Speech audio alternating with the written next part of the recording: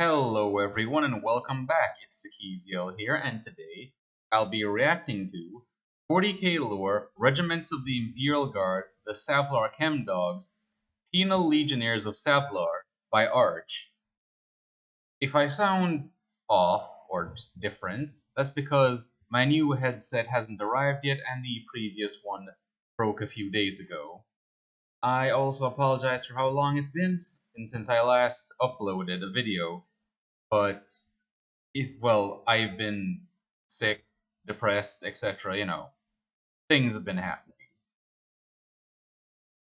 But the new headset should arrive sometime today, so I'll be able to finally dig back into my backlog.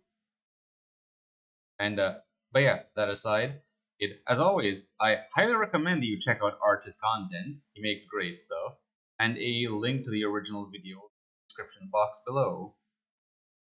And I am looking forward to seeing what Arch has to say about the Savlar Chem-Dogs.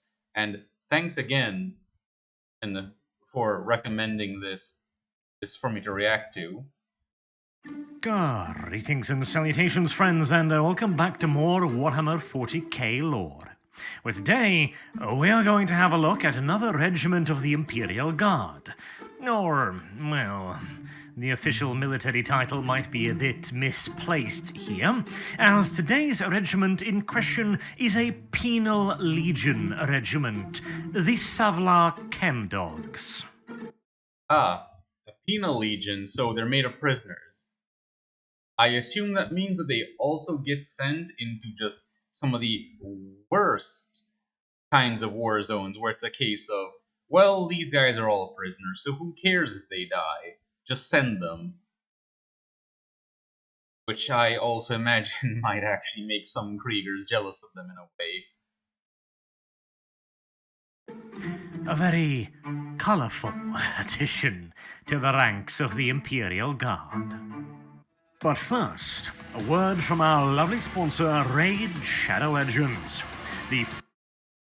Side note, I am going to let his raid sponsorship play because I still maintain that despite how much some people malign raid, it does keep the lights on for quite a few YouTubers. Foremost dungeon exploring and fighting strategy game available for both PC and mobile devices, with hundreds of magical artifacts and a bevy of over 600 champions with which you will have to take on the countless challenges awaiting you in raid. You can use the link in the description or the QR code on screen to join now. And today we are going to talk about the High Elf faction. They came into being thousands of years ago, and quickly set about creating their own little kingdom, built on the decidedly elven virtues of unflinching and pompous self-absorbance. They even found some lesser factions, like the humans, more than willing to pet their rapidly inflating egos in return for a collection of magical and philosophical teachings. It really seems like in most universes where you can find elves, they will, generally speaking, have this air of arrogance to them, where they think that they're just the best thing to touch all of creation. Which, incidentally, did turn out to be a pinch flawed here and there, as their creators, the High Elves, eventually descended into a bloody civil war. Granted, there was an evil god involved in all that, so extenuating circumstances and so on and so forth. And after all the havoc and mayhem had finally passed, the High Elves are now busily rebuilding their much-reduced nation and reputation. Whilst we're on the topic of elves as well, Raid just released a brand new faction to the game, the Sylvan Watchers, woodland elves with spirits and treants and druids and all manners of magical woodland creatures to So basically like the wood elves from Warhammer Fantasy. Further enhance your dungeon clearing roster. There is also a brand new season of the Forge Pass, with a ton of new rewards, and if you are an Amazon Prime customer, there are yet further rewards to be had. Meanwhile, for all new players, if you join now via my link in the description, or there is one thing, just as a general note, that I will say about battle passes. I personally don't mind in battle passes in games, just as a side note, so long as they're not the kind like what happened some weeks ago with Horus Heresy Legions, where oh hey, this previous system where people could get cards and stuff has been replaced by a objectively inferior battle pass system where you have to put in potentially more effort to get less in rewards. by scanning the QR code on screen, you get a free $30 starter pack, the free champion Einer, and an assortment of welcoming goods. So join now and you will find all of these rewards here in your inbox. Now then, the Savlar Chem-Dogs hail, unsurprisingly so, from the world of Savlar. Or, well, most of them do anyways. Given that they're a Penal Legion, yeah, I imagine there's also quite a few who are just prisoners who've been shipped off to that world. Being a penal world, there is always the possibility of a few foreigners being included in their ranks as well. But the majority of the fighters within the Savlar Chem-Dogs have been born and raised on the Imperial Penal colony that Savlar has become. Which in reality is only a slight step down from what it once was. A mining world, and a mining world of the worst sort as well, as Savlar is not a primary planet, but rather a massive moon in the Savlar system. A massive moon, so I expect lower gravity as part of it, and assumedly it's a habitable moon, given that they're wearing gas masks and not just straight up oxygen tanks and fully enclosed helmets.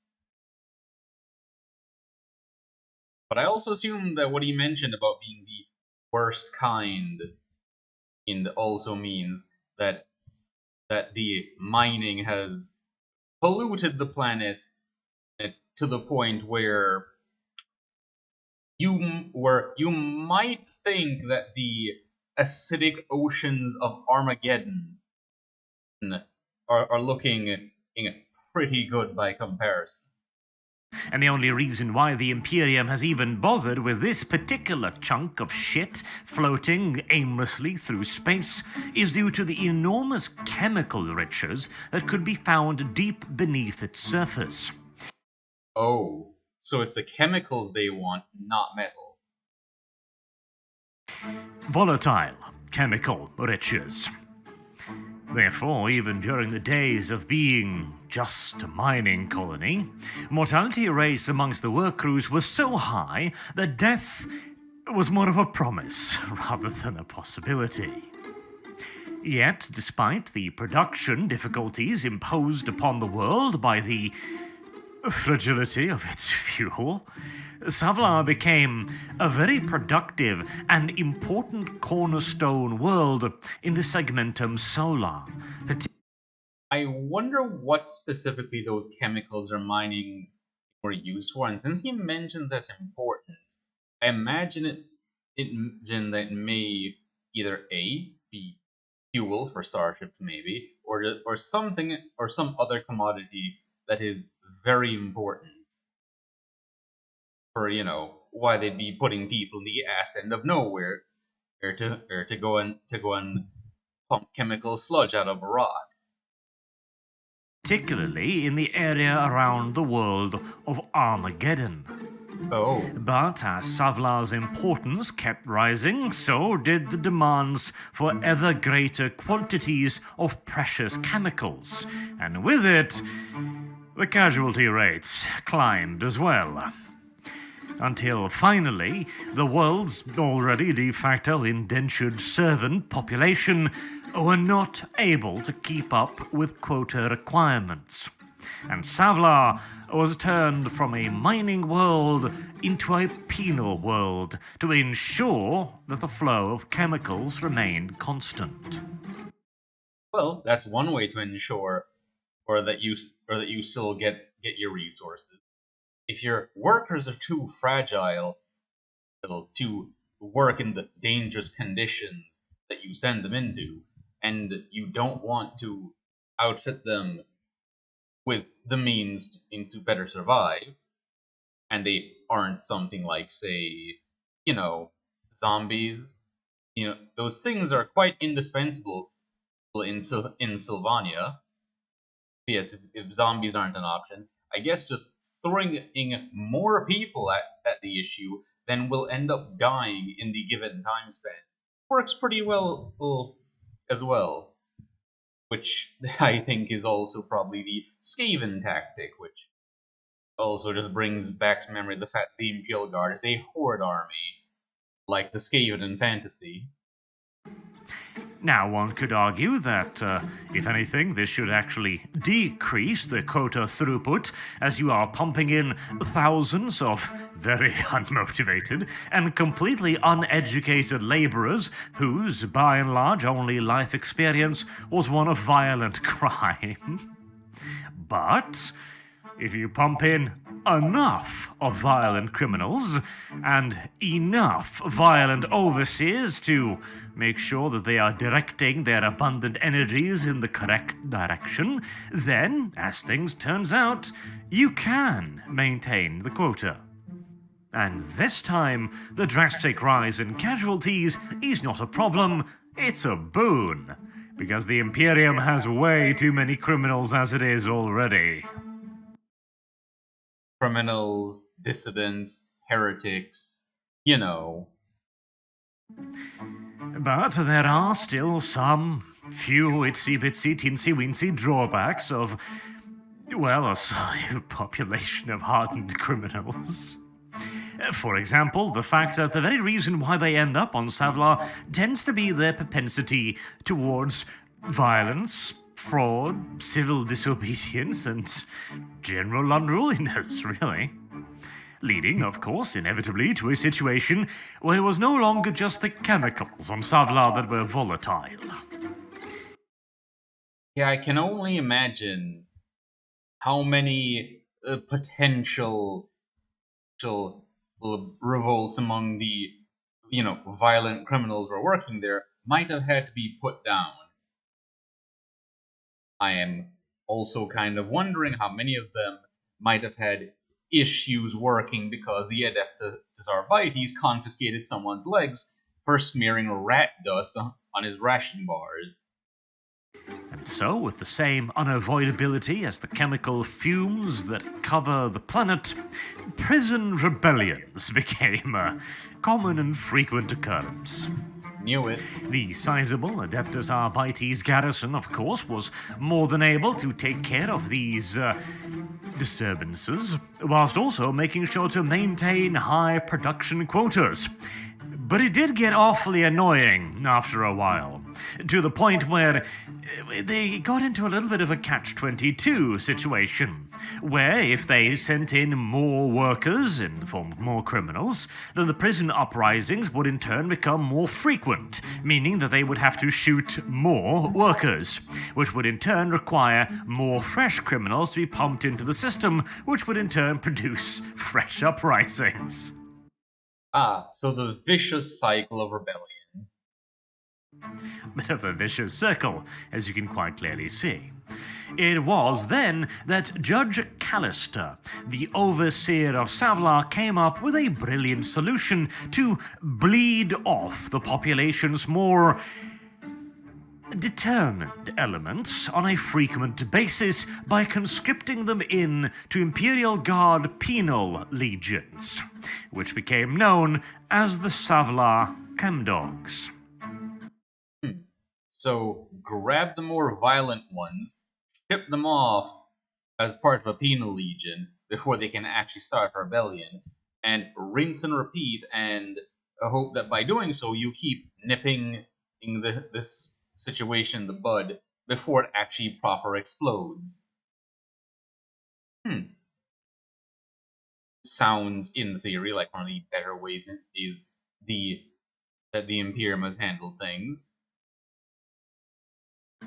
Now, also better in the sense of that's well, I guess because it was made by the local judge, that they didn't have to go through the whole bureaucracy of the administratum and the incredible inefficiencies involved with anything that involves them, which is also kind of understandable considering the sheer number of worlds they have to deal with. in normal circumstances, going into an already decidedly unstable population and attempting to recruit them into the military by force would lead to further disturbances. But luckily, the extraordinarily inhospitable nature of Savlar meant that most of the more determined and healthy elements would actually happily volunteer for military service as a preferable and healthier alternative. It's almost to the point where you start to feel bad for them. But, of course, they couldn't be trusted entirely, and so there were a few rules put down before the first of the Chem-Dog regiments could be formed. 1, they would have no native officers whatsoever.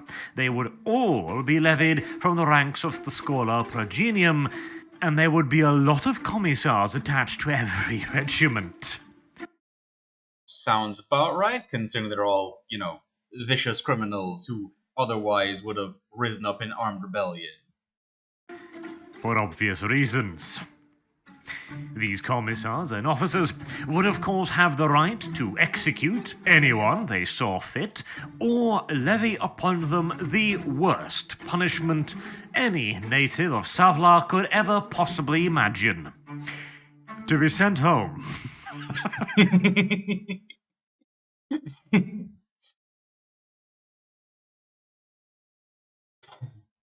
well,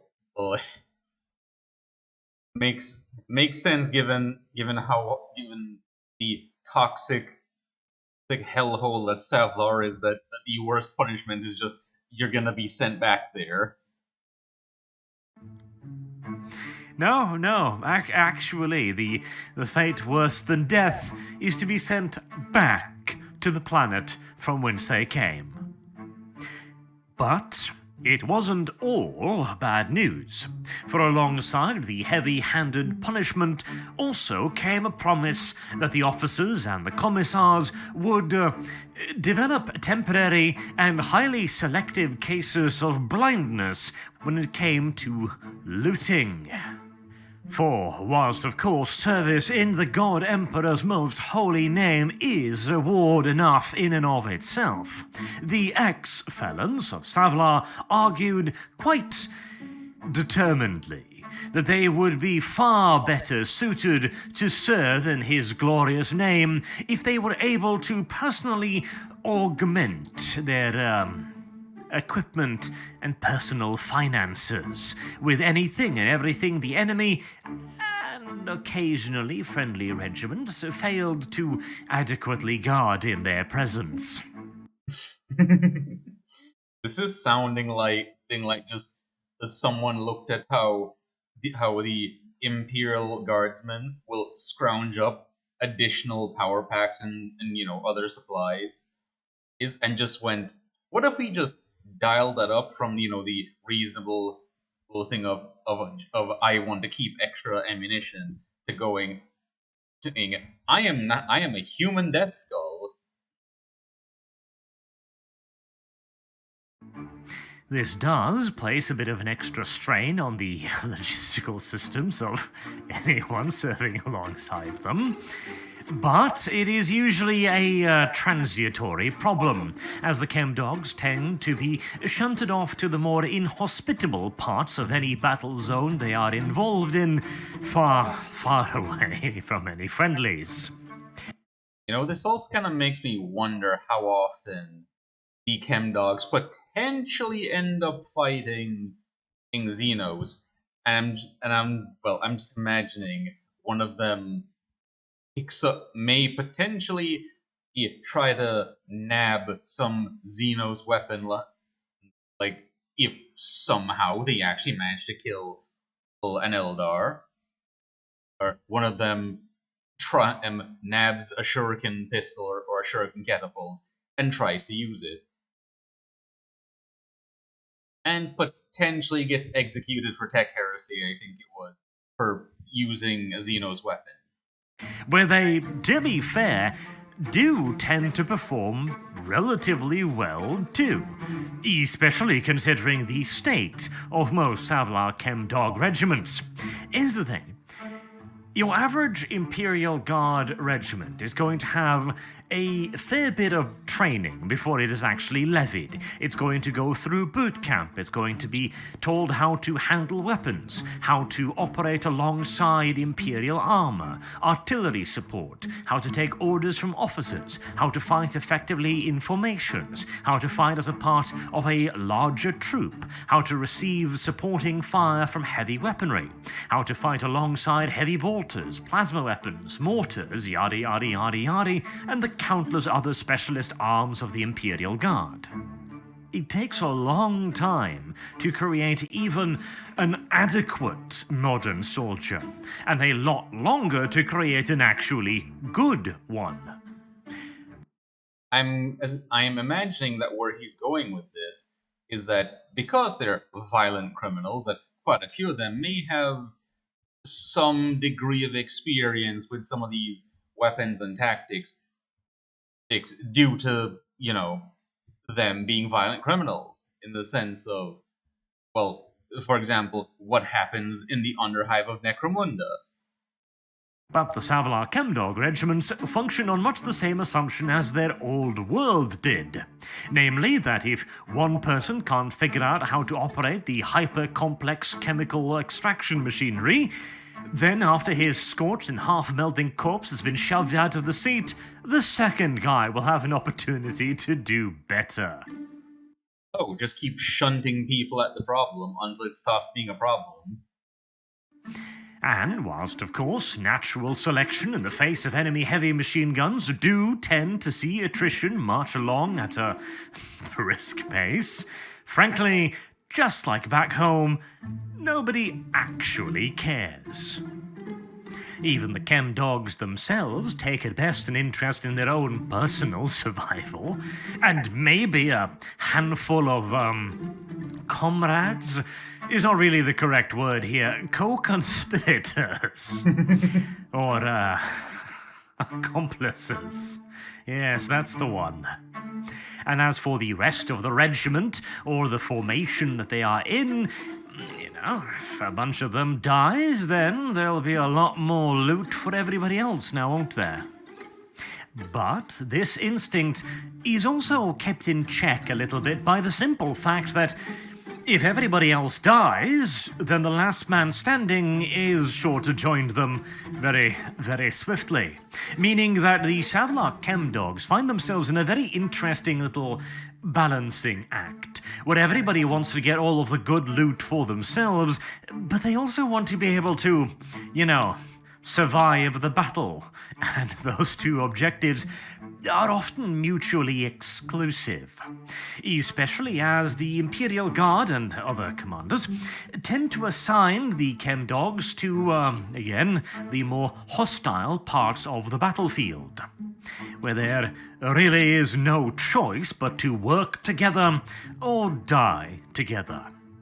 A fine motivational force, that. This has actually led to quite a few Savlar Chem-Dog regiments becoming quite good at what they're doing, and even halfway valued by other Imperial Guard commanders, despite still making sure that they don't land anywhere near their regiment, of course. Well, as they say, nothing quite like a survival to motivate someone. Though, I imagine that for every actually effective Chem-Dog regiment, there are another 7 that died in their very first battle, either due to enemy action or due to their, unique nature. and it certainly does require a bit of a special touch to get the most out of the Savlar Chem-Dogs. Some touches they've developed on their own, and some touches have been enforced upon them. For example, one of the little improvements that the Savlar Chem-Dogs have made themselves, and in part where they get their name from, is their specially modified rebreather masks. Now, on Savlar, a mask is not optional. If you go outside without one, that is the last time you're going to be leaving your hab. And so, most of them wear their rebreathers as, well, almost a reflexive thing. It has become a part of them at this point, and to be stripped of it would be like going out naked. But the modifications are of a slightly more adventurous nature than merely making sure that the air around them is safe to breathe, as many have also worked in various chemical injector systems.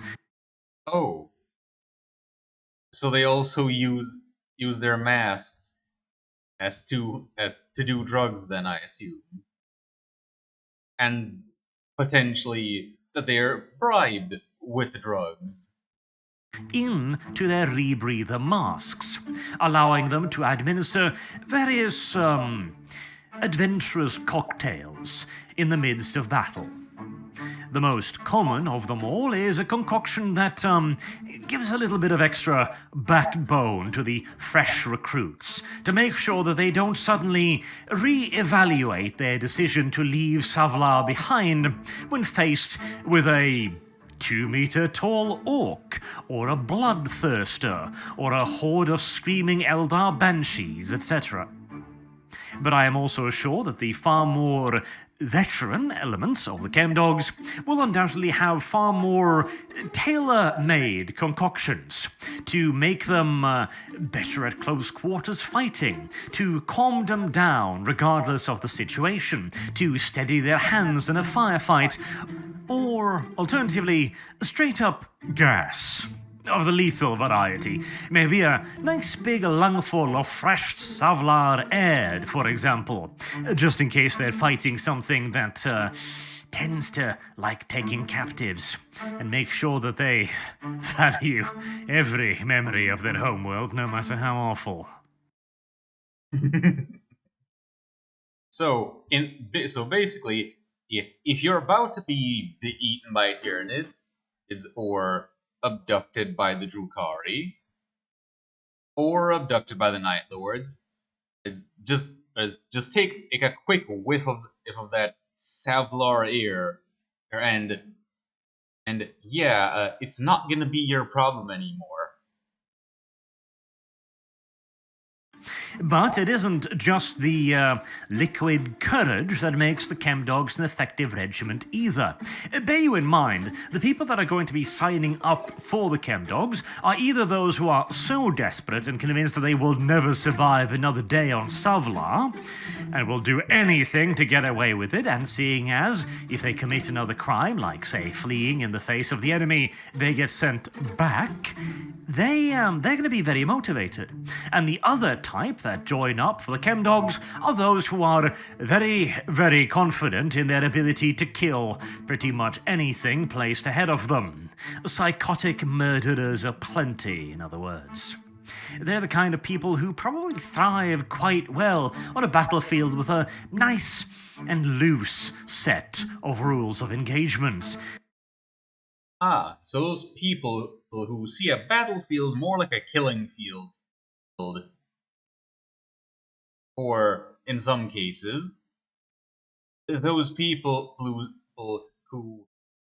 potentially maybe going full coronate by seeing slaughter as an art form in itself and wanting to make a magnificent painting with the enemy's broken bodies and blood as the paint, and the ground itself as their canvas. And generally speaking, if the Chem-Dogs are being put in, the ROE is going to be rather permissive. And so the regiment makes up for their lack of discipline and, well, leadership, guidance, tactics, strategy, and in many cases, effective weaponry with good old-fashioned ferocity and, well, insanity. But that's just the beginning. The really scary prospect is of a Chem-Dog regiment that actually manages to survive a war zone or two. Because you remember I mentioned the commanding officers take a very permissive view of extracurricular requisitory actions taken by their soldiers. Meaning that whilst the regiment initially is rather poorly equipped because, well, the Monitorium isn't going to throw good equipment after a goddamn penal legion, now is it? If they're very lucky, they're going to get their last rifles and a flak jacket, with the latter having to be shared between an entire platoon. But this state of arms and armament poverty rarely lasts beyond their initial deployment. So those who actually survive will become progressively better equipped. Possibly quite worryingly for the command, considering that, they're still violent criminals. Granted, they have the motivation of not wanting to be sent back to the hellhole that is Savlar, but still, I imagine it doesn't exactly inspire any degree of, relaxation or confidence, knowing that these guys are going around with potentially heavy ordnance.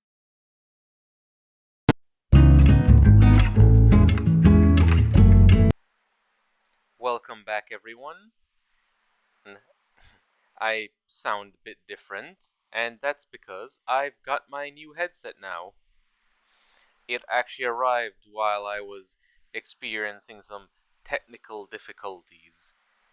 Heavy rainfalls and resulted in no internet access for a little bit. But let us continue. Now is it? If they're very lucky, they're going to get their last rifles and a flak jacket, with the latter having to be shared between an entire platoon. But this state of arms and armament poverty rarely lasts beyond their initial deployment, as any Chem-Dog with any ambitions of surviving his first firefight is going to immediately prioritize acquiring some fresh and upgraded gear for himself. And usually in any war zone, there is going to be plenty of Adeptus Munitorum equipment just lying around, with practically no one but a few overseers and automated sentry guns watching over it. They're practically begging for you to steal it. I imagine how much they would be disappointed if they fought on the same battlefield as the Kriegers did. Well, also because the Kriegers probably wouldn't have much patience for them, but also because, as I imagine them trying to nab something before, say, a quartermaster is able to recover it. And then potentially a fight breaking out because as a Chem-Dog is trying to loot something that a quartermaster is also trying to recover. This in turn means that, depending upon the level of entrepreneurship that can be found within the regiment in question, Chem-Dogs can actually be amongst the better equipped Imperial Guard regiments, especially on an individual footing. For whilst many of their somewhat more stiffer, rule-abiding brethren have all kinds of regulations stating what they can and can't bring into the field, you only get so and so many power packs, you only get one lasgun, you certainly don't get a sidearm. Yep, the aforementioned Imperial Guardsmen scrounging up power packs. Although I've also heard that it's also rare for a guardsman to be given a grenade, and usually it's like the entire squad shares a grenade essentially, meaning that it's up to the, I think it was the sergeant to use the grenade, or in the case of, I think it was the Morty 9 Guard, that they said they have such iron discipline that they can be given grenades because they can be trusted not to use them until ordered to. And if you misplace your shovel, well, the commissar will just have to shoot you. But the Chem-Dogs have no such worries. You want to carry 5 dozen power packs? Go ahead. You might need to steal a backpack to carry them all, though. 6 shovels? Why not? Might as well make a flak jacket out of it at this point. Shovel armor. Extra rebreathers.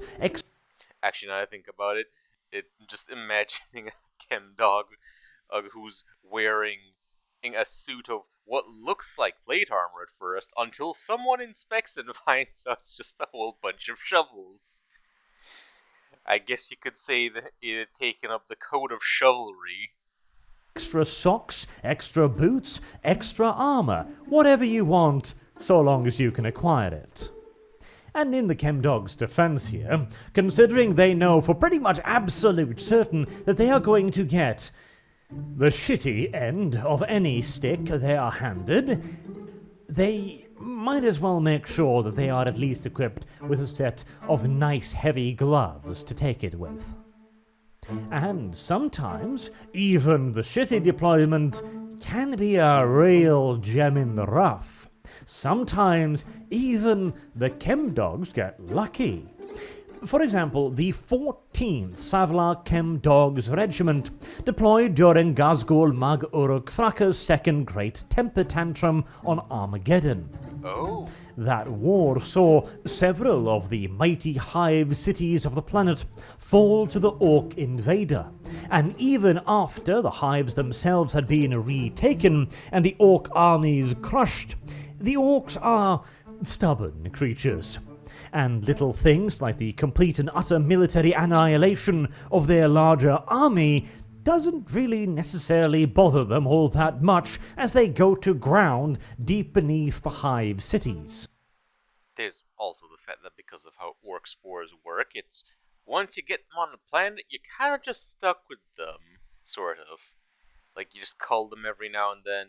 You know, kill a war boss if one starts cropping up. And hive cities are inhospitable environments at the best of times. There is a reason why most underhives are enormous lawless slums, where anything and everything goes, and even the Arbites only venture when they are in need of a little bit of heavy weapons fire practice on whatever lives down there. It is down there. Underhives tends to be collapsing, smouldering heaps of garbage, rubbish, radiation, and toxins. Not a fit environment for proper Imperial Guard regiments, but a perfect environment for the Chem-Dogs. Well, yeah, for them it's like, I imagine it'll still be an improvement over home. In fact, the Warrenus subterranean environment reminded them a bit of a better version of home. They could even breathe the air down here. It smelled bad, sure, but it wouldn't kill a man stone cold dead in 5 seconds of exposure. A tremendous improvement as far as they were concerned. And many of the tricks and tools of the trade they had learned on Savlar worked just fine in the underhives as well. There was never any shortage of high explosives, grenades of both frags and crack varieties, as well with weaponry, flamethrowers and heavy bolters, because, well, the Armageddon Steel Legion was well equipped with all of these things, and thus, in turn, the Chem-Dogs were well equipped with all of these things.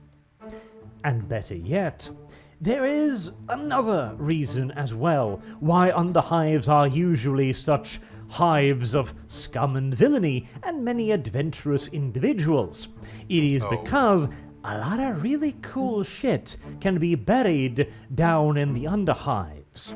There can be full-on treasure troves of forgotten information, of data and archaeotech down there.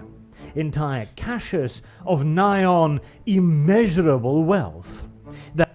So basically, the equivalent of if you went rooting around in the sewers and then just happened to find an entire treasure chest filled with rare and potentially priceless artifacts in it. I imagine that should that sort of thing happen, for well, whichever Chem-Dog was lucky enough to find such a cache, Ash would be having a very good day. That the hundreds, if not thousands, of local gangs spend much of their time fighting over. But, well, here's the thing. Gang wars in the Underhive are ferocious affairs, no doubt about it. It has all kinds of murder, torture, mutilation, and mini-genocides. It has the storming of ramshackable fortresses. It has the construction of various improvised weaponry. It has terror bombings. It has all kinds of dreadful shit happening. But, well, see, it's all kind of rather small scale. And when an entire Imperial Guard regiment moves in, with all of the arms and armor they've looted from the Armageddon Steel Legion, the scale of conflict changes quite drastically and quite quickly. It puts me in mind of a movie, Gangs of New York, I think it was called, which tells you the story about two rivaling gangs, and they do all kinds of horrible shit to one another, and in the movie's climax, the two gangs square off, and they're carrying like little weapons like meat cleavers and knives and, you know, those little fisty stabbing thingy-bobs and shit, and they look all kinds of creepy, like, we're gonna fight now. And they charge against each other, and it's all slow motion and dramatic. And then a fucking cruiser, an armored cruiser sitting at port, begins bombarding them with its main guns, annihilating both gangs in seconds as the US Marines move in to gun down the few scattered shell-shocked survivors. That is very much so how I imagine the arrival of the Chem-Dogs in an Underhive would be working out. And in the case... So the Underhive gangs just, at each other's throats, fighting over potential riches as you do.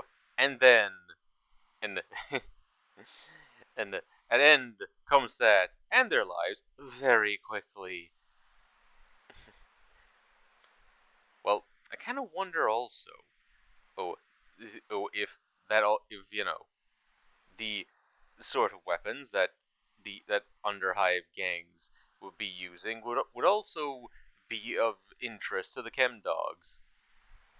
Then again, and given how much they enjoy their looting, I'm assuming that even in the case that happens to be that either they already have better stuff than whatever they could loot off of those gang members, it's still a case of free stuff is free stuff.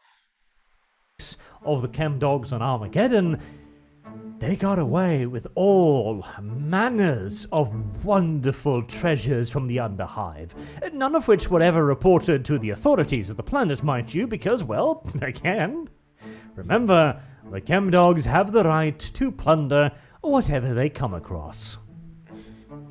And all of this, in turn, has led to a handful of regiments that have had enough luck on their side, enough ingenuity, enough of a go-getter attitude, and enough of an ability to borrow to actually turn into really rather frightening war machines, like the 71st Regiment, for example, which are famous for including a Lehman Russ executioner in their ranks, with a plasma destroyer cannon. Hell, the fact that a Savlar Chem-Dog regiment has an armoured brigade to begin with is rather impressive.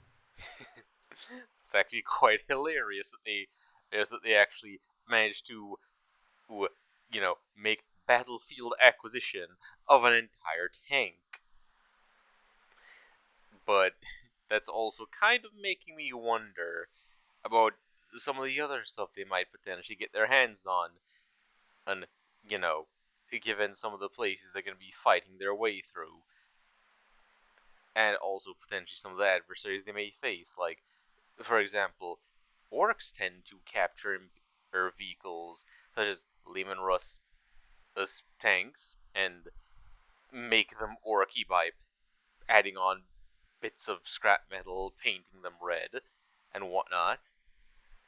So I'm actually imagining that in a fight against orcs, the Chem-Dogs would probably have a fun time even then, because some of the stuff of the orcs could be carrying and could very well have been looted from the guard or some other desirable for them source of equipment. And seems to indicate that there's another regiment out there somewhere still looking for the tanks they misplaced a few campaigns back. And speaking of campaign, which misplaced, I imagine the Adeptus Mechanicus is probably quite cross about that. They just lost the tank. Not in battle, but it just kind of disappeared, So we should talk a bit how the Savlar Chem-Dogs fight, at least in theory, and this is going to be a rather broad topic right here, because, well, the Savlar Chem-Dogs have no real battle doctrine. Well, yeah, considering the state of their equipment, given that it can range from a lack thereof to being outfitted surprisingly well for a Penal Legion, and even better than quite a few Imperial Guard regiments themselves may be, when you're comparing certain individuals. I don't imagine that they have a standard plan of attack. Beyond that apply to most Penal Legions, which is the commissar and the officers stand well back of the front line and then order the men to advance. After shooting a few of the more hesitant elements, they then wait and have some afternoon tea, and if somebody comes back, then they wait to fire until they're told whether or not the people returning are actually retreating, in which case you give the order for the machine gun teams to begin firing, or if they're simply coming back to report that they've taken the enemy positions, in which case you hold fire for the time being. But in the case of the Savlar Chem-Dogs, well, they're a little bit more of a rabid dog is perhaps how I'd describe them. Your average Penal Legion is a blunt instrument. It is something that is thrown at the enemy and used and abused until there's nothing left. Then you ship the regimental number back to wherever they came from, and then you raise another regiment. Now, undoubtedly, there are more than a fair few Chem-Dog regiments that have run into that exact same fate as well, but ideally they would be deployed more in the manner of the 14th Regiment, where their particular skills can be made best use of, deploying them into extremely toxic environments, or areas that other regiments simply don't want to go, or, in the case of an underhive, don't really have any hope of ever clearing out properly.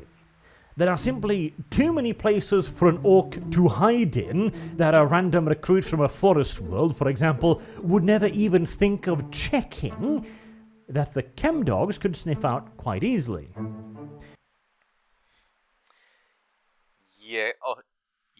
There's with how cunning orcs can be at times, I find it quite hilarious, some of the things that they do,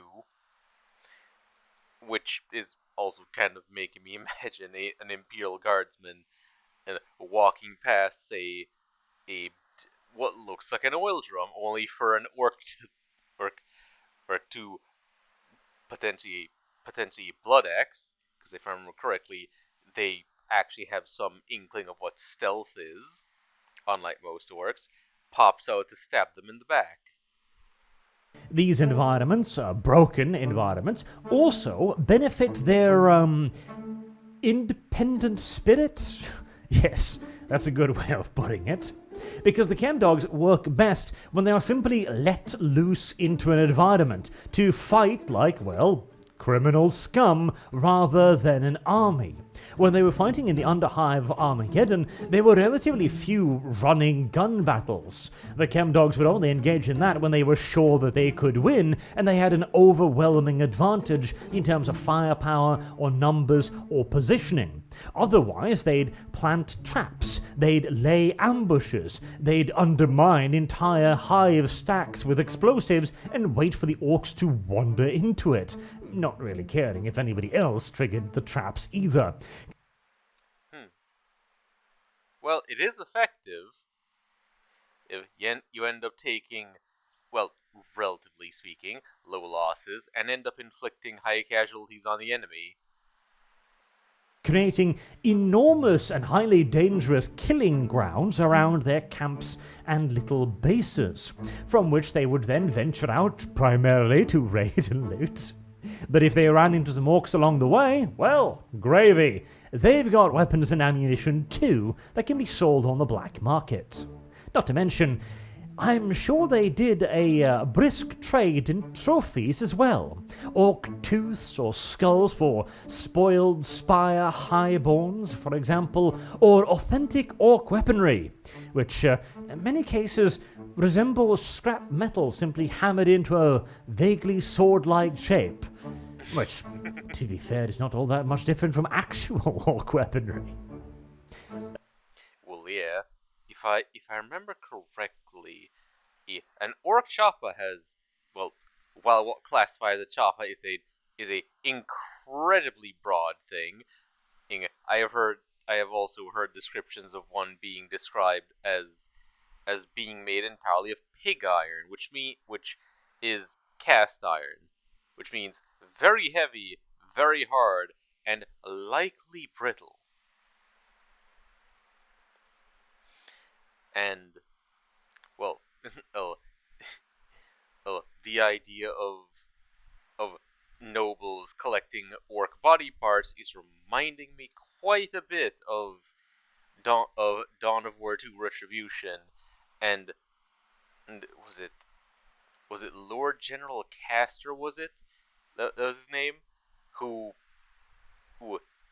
the man and his squad fight a hive tyrant, and their response is, well, or rather, Castor's first reaction to seeing it is to tell his men not to shoot it in the head because he wants to be able to take that part as a trophy.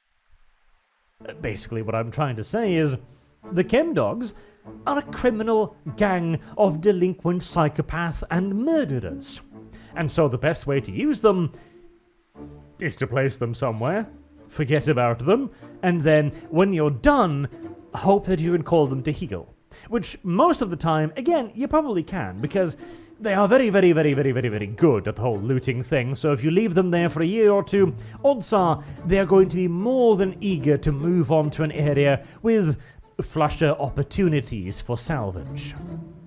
In theory, this also means that a regiment that manages to stay combat effective for a long period of time might actually turn into a halfway decent formation. It still can't be trusted, and you still don't want to deploy it alongside actual troops, but they might be able to take on more ambitious projects.